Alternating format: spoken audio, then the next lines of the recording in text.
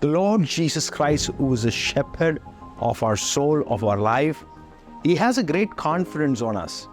He says that my sheep hear my voice, and I know them, and they follow me. Today, the shepherd is expecting the sheep to know the shepherd's voice, so that the shepherd can guide them into the green pastures. And that's the ultimate idea of the shepherd, that you have to be guided through the green pastures in your life. Today, tune your ears to follow and listen to the shepherd's voice, and have a great and a blessed night.